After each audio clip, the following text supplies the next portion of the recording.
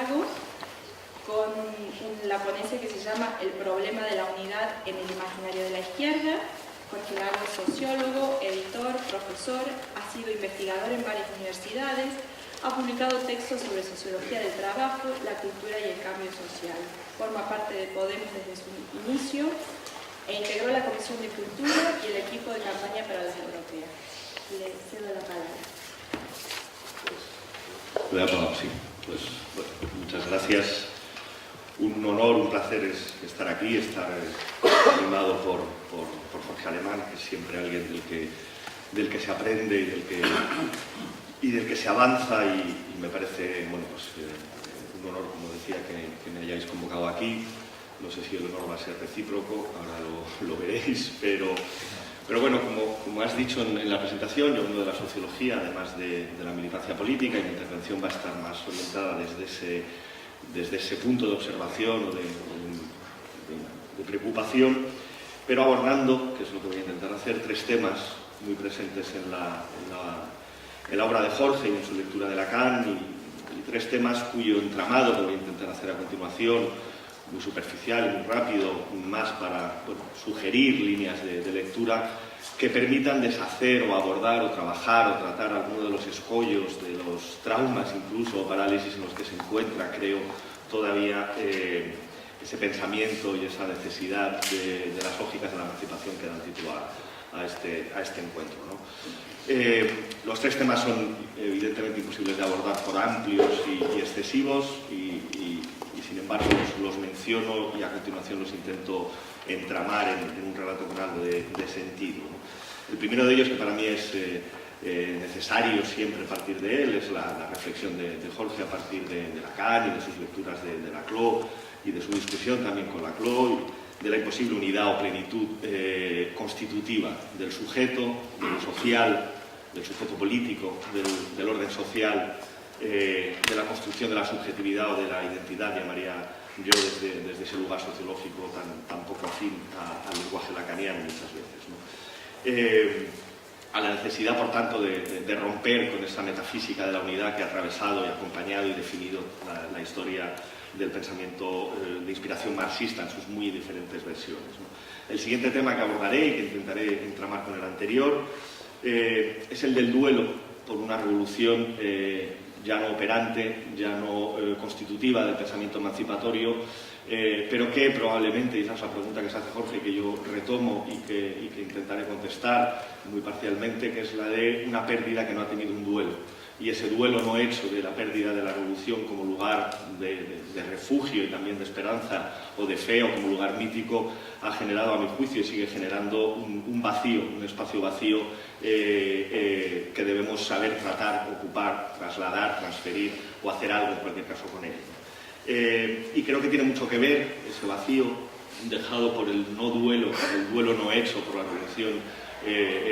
muerta, por la muerte de la revolución, tiene mucho que ver con ese tercer tema que querría tratar hoy de manera muy tangencial, que es el de la captura neoliberal del deseo, o el de esa producción de subjetividad neoliberal del deseo, que, y ya os adelanto parte de mi conclusión, tendría a mi juicio mucho que ver con el espacio vacío que dejan las izquierdas por ese duelo no hecho, por el abandono de la revolución, por la incapacidad de ocupar ese espacio de manera diferencial a cómo lo había ocupado el marxismo en las diferentes versiones del pensamiento emancipador de inspiración marxista en términos revolucionarios, ¿no? Parto, por tanto, desde el primer tema que quiero tratar de Jorge muy rápidamente, porque es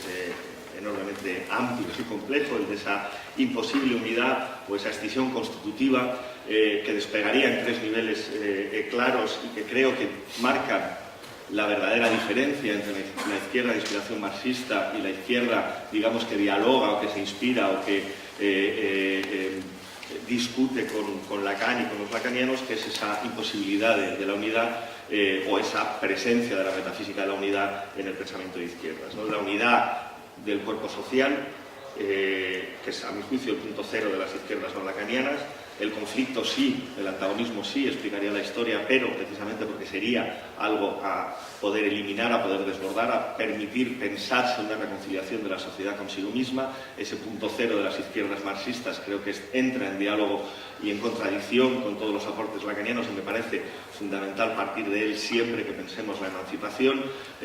No hay, o sí hay, una reconciliación posible de la sociedad consigo misma. Podemos partir de un pensamiento de la unidad y, por tanto, del no conflicto, o debemos asumir ontológicamente el antagonismo como principio constitutivo y, por tanto, como escisión constitutiva de todo orden social, siempre inacabado, siempre imperfecto, siempre, por tanto, precario, ¿no? Eso remitiría a un segundo nivel de análisis que diferencia de nuevo radicalmente a la izquierda lacaniana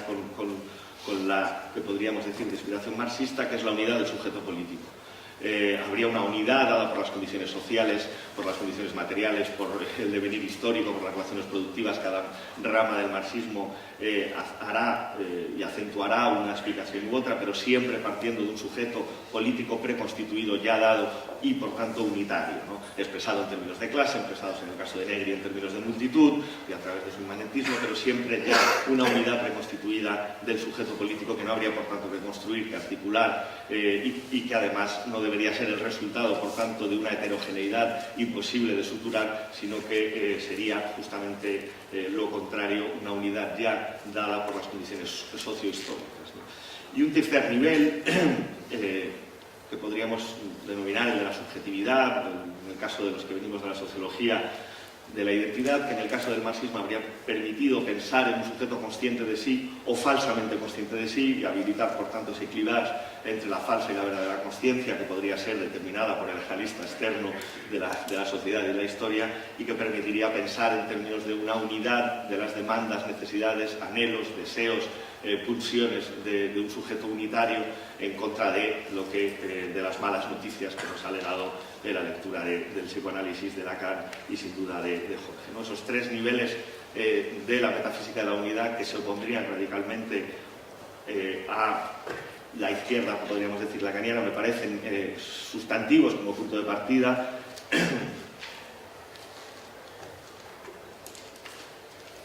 Y no tanto como un punto de partida para hacer ahora un análisis de las diferencias entre las izquierdas, los debates teóricos que surgen a partir de los años 60, 70, a partir de los colapsos, digamos, de los discursos de la izquierda y de las aportaciones que vendrán, por un lado, en la corriente gramsciana, por otro lado, en la lacaniana y en su encuentro a partir de autores como Laclau. Creo que no es, o no me interesa hacerlo hoy, o no es del todo interesante hacerlo hoy, que permitiría una cierta historiografía, sino como marco de observación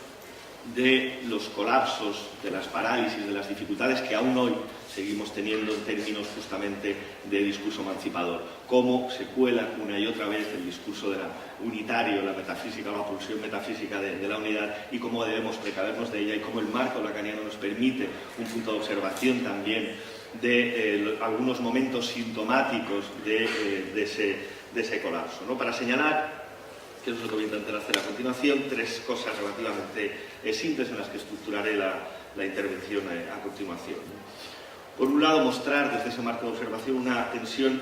irresoluble en el seno del movimiento emancipador, del movimiento obrero, del pensamiento de izquierdas, entre las lógicas que llamaré de la identidad, que se derivan de esa manera de concebir la unidad de lo social, de la subjetividad y del sujeto político, una tensión irresoluble entre digamos, concepción unitaria de lo político y de lo social y de la subjetividad, enfrentada a esa tensión o siempre permanente con otra tensión que tendría que ver justamente con su contrario, con el deseo expresado en la gramática revolucionaria de forma excesiva, a través de una lógica, de un plus excesivo, de la desidentificación, de la no unidad, de la imposible sutura y del posible cierre. Creo que desde este marco lacaniano se puede entender bien el movimiento obrero atravesado por una tensión irresoluble entre las lógicas de la identidad y las lógicas de la diferencia,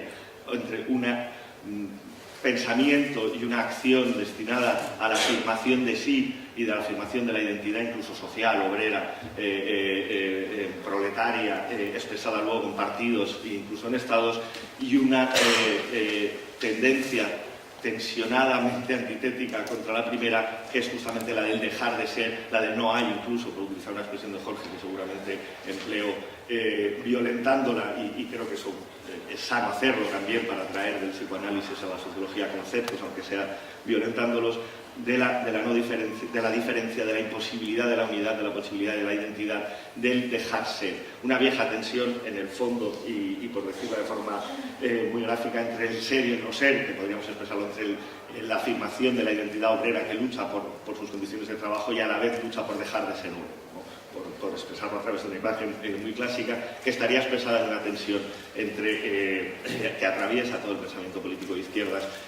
entre identidad y diferencia, entre la lucha política y la lucha de clases y la revolución como apertura a un espacio u otro donde uno deja de ser lo que afirma a través de su lucha. Esta dimensión la quiero conectar con la pregunta que os anticipaba de qué ocurre cuando, y aquí retomo esa preocupación de Jorge, de nuevo violentada y traída a mi terreno, de ese duelo no hecho por el fin de la revolución. Porque creo que con el fin de la revolución, del fin de la gramática revolucionaria, asistimos a un repliegue identitario por el cual el espacio en el que habíamos depositado ese deseo de diferencia, esa lógica de dejar de ser lo que somos, también desaparece. Y por decirlo a través de una expresión castiza, tiramos al niño con el agua sucia al río y nos quedamos en un discurso de repliegue identitario sin horizontes posibles de emancipación o de pensar el espacio de la emancipación. Y el tercer lugar, el que conectaría con el discurso de Jorge sobre valga la redundancia, el discurso neoliberal como producción de subjetividad, me interesa conectarlo justamente como aquel artefacto discursivo, praxeológico, que ocupa el espacio vacío dejado por el no duelo hecho por la revolución fallida, por la revolución muerta, por la revolución perdida. Hemos dejado el espacio del deseo de la diferencia, del no ser vacío, no lo hemos ocupado después de ese duelo no hecho y nos encontramos con que nos han ganado por incomparecencia al partido y no porque nos hayan derrotado en ese partido. Lo que implicaría una relectura un poco polémica que voy a proponeros, si me da tiempo, es una introducción de todo lo que quiero contar para que me diera tiempo a terminarla y luego desarrollarla con algo más de tino. Implicaría una relectura de los discursos de izquierda sobre el neoliberalismo, no tanto sobre su contenido, sobre su reproducción de subjetividad, sobre la imposibilidad del ser, sobre el discurso imposible que Jorge ha trabajado a través de la autoayuda, a través del empresario de sí mismo, a través de, antes hablaban desde esa mismidad de la diferencia que acaba anulando tanto la identidad como la propia diferencia, sino del proceso histórico y lógico por el cual un espacio dejado por las izquierdas, vacíos, ocupado por un otro antagonista y nos hemos quedado inertes, todavía sin elaborar el duelo por esa revolución no hecha, ¿no? Es una hipótesis que lanzo, no es un análisis sólido y argumental, pero me parecía interesante venir a polemizar y abrir líneas de pensamiento y no tanto a cerrarlas, ¿no? Yendo muy rápido y desglosando un poco lo que propongo, y no sé cuánto tiempo llevo, bueno, queda un ratito, me avisáis, porque tiendo a desbordarme.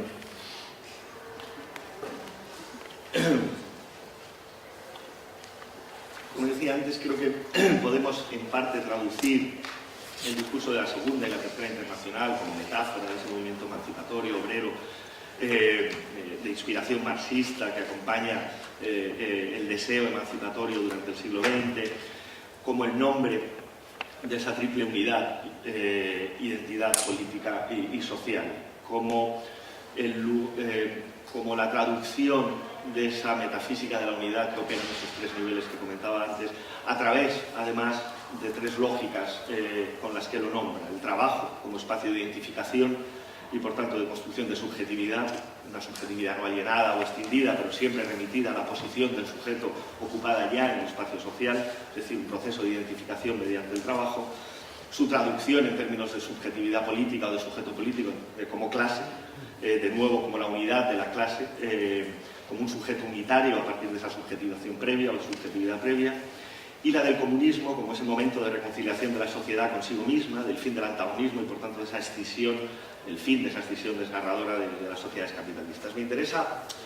señalar, como decía antes, que esa historia de la metafísica de la unidad, que le he leído a Jorge, creo, utilizar incluso ese concepto de la metafísica de la revolución, sustentada en este modelo antropológico del trabajo, de la clase y de la comunidad, es también y sobre todo, como os decía antes, la historia de esa profunda tensión entre la lógica de la identidad o la identificación, nombrada por el trabajo, la clase, y el comunismo, y la lógica revolucionaria, que remitiría justamente a una negación de esas posiciones del sujeto, de esa unidad de la clase, por la superación de la propia posición de partido.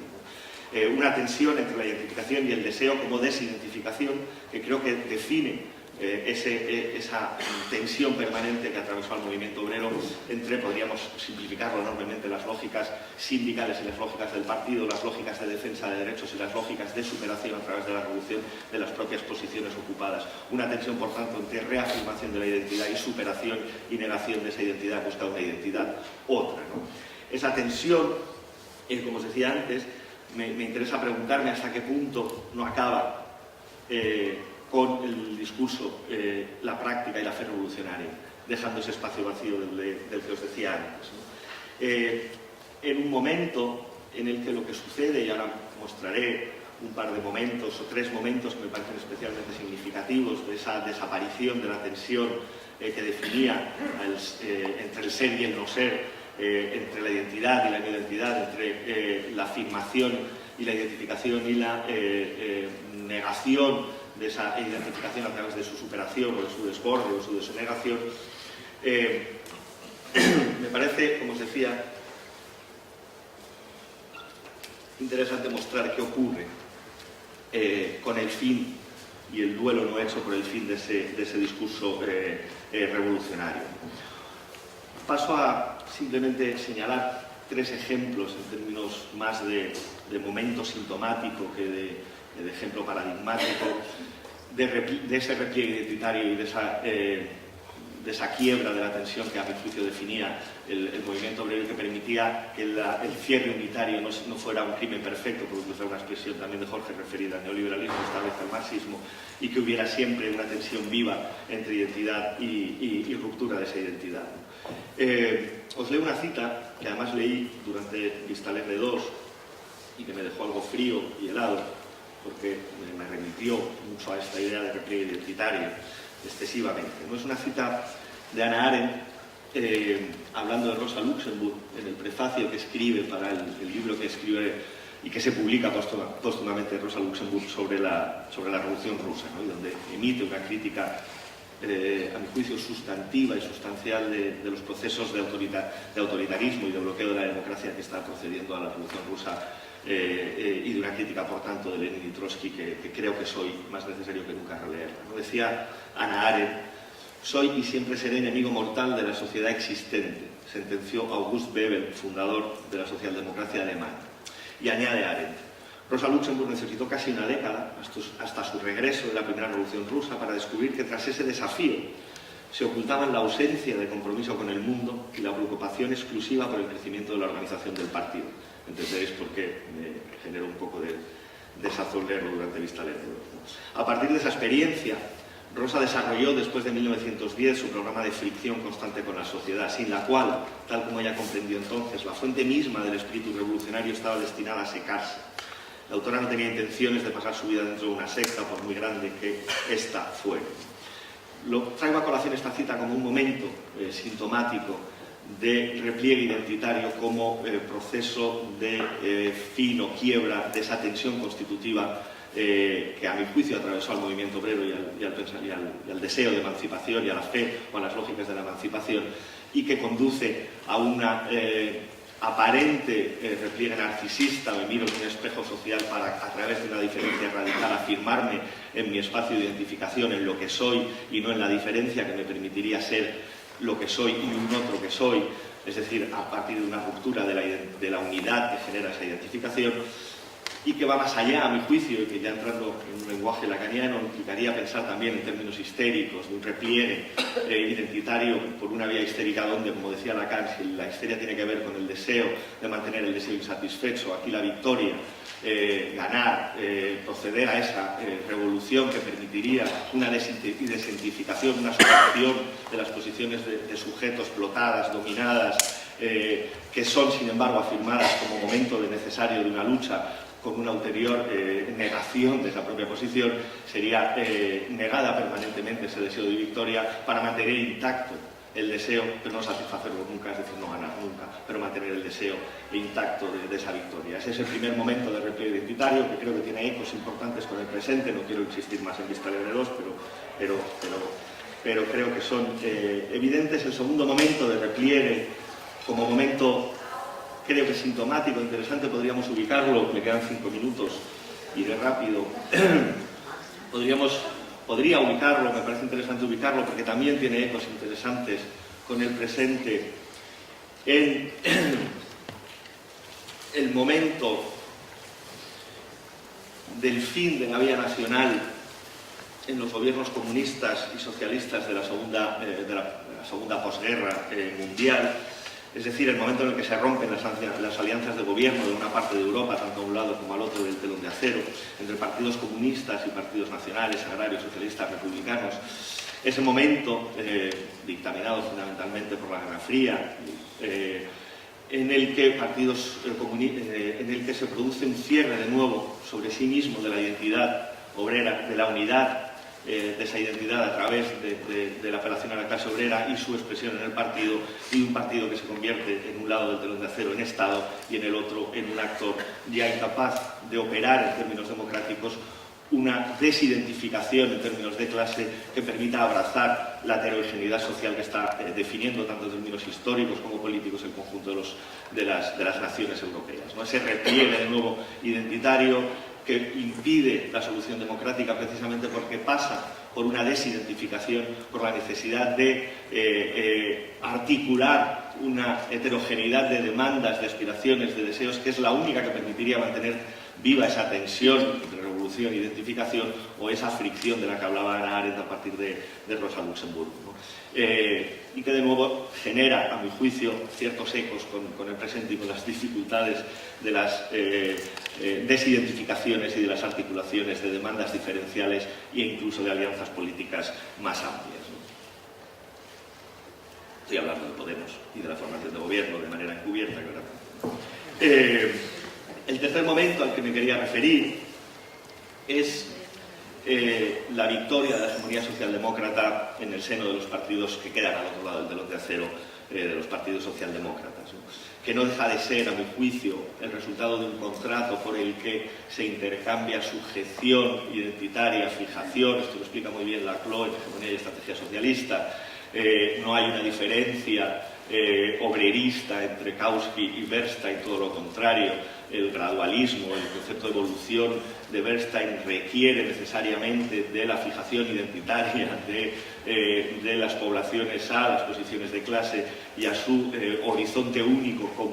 como clase y como subjetivación obrera o laboral, si queréis, a cambio, eso sí, de una ampliación de derechos que nunca pueden poner en cuestión justamente una ampliación de derechos, una participación política, democrática, que lo único que no pueden poner en cuestión es la premisa de ese acuerdo, que es precisamente la sujeción del tiempo de vida al tiempo y a la identidad obrera. De nuevo,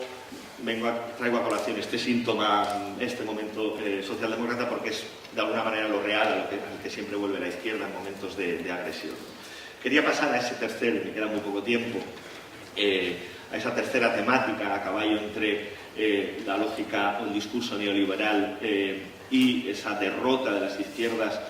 a través de esa idea de espacio vacío. No lo iba a hacer a través de Blumenberg y de una figura retórica que utiliza Blumenberg en la legitimidad de los tiempos modernos, pero no me da tiempo, que es esa idea de Blumenberg de un Dios ausente que habría creado o generado la escolástica y que hubiese obligado, por su ausencia, por su incomparecencia, por jugar de nuevo con esa idea, a la autoafirmación cartesiana, que no tanto una victoria de la razón como una necesidad de la razón de ocupar un espacio que ha sido previamente dejado vacío. Esa figura me parece interesante recuperarla para hablar de esa victoria neoliberal. Creo que el espacio del deseo que deja vacía a la izquierda cuando el lugar en el que había sido investido en términos libidinales la revolución deja de operar, muere esa tensión entre identidad y superación de esa identidad, incluso no identidad, como un lugar donde esa identidad ya no define al ser. Eso pasaba o estaba, digamos, proyectado en el discurso revolucionario. Con la crisis, muerte de la revolución, ese discurso desaparece, la tensión desaparece, se convierte en repliegue identitario. Ese repliegue identitario deja vacío el espacio del deseo, y ese espacio vacío es ocupado por el discurso de la construcción de sí, del empresario de sí, del deseo de diferencia permanente de sí neoliberal, a través de toda la retórica que Jorge explicaría infinitamente mejor que yo, de la individualización, de la imposibilidad, de ese conato imposible de la construcción de sí neoliberal. Creo que el desafío, por concluir, de las lógicas de la emancipación pasa por mantener viva esa tensión que ha sido arruinada, pasa por romper ese repliegue identitario y mantener una tensión que definió el movimiento obrero y que ya no lo define más, afortunadamente, porque ya no es movimiento obrero, porque ya ha roto las identificaciones, porque ya ha roto la reducción economicista, porque ya no se piensa desde la unidad, desde el anclaje identitario, pero pasa por mantener una tensión viva con ese otro lugar de la no identidad, de la diferencia, que, como ha muerto un amigo hace poco y un gran pensador que es Antonio Domenech, quiero concluir muy rápidamente reivindicando algo que él reivindicó durante toda su vida, o sobre todo los últimos años, que es pensar más allá del marco de la antropología laboral, del marco de la identidad laboral, y pensar en términos, por ejemplo, y lo suelto aquí de manera un poco extemporánea y sin mucho desarrollo lógico, empezar a pensar, por ejemplo, en la renta básica como una forma de mantener viva esa tensión que permite justamente procesos de desidentificación y procesos de identificación en la diferencia a partir de un desanclaje absoluto del sujeto, de la unidad de la clase que lucha, o del sujeto político, y de la unidad de lo social a partir de justamente una medida que puede coadyuvar junto a otras a un proceso de identidad-diferencia con esos dos puntos tan necesarios de los que hablabais antes. Y esto es todo lo que quería deciros.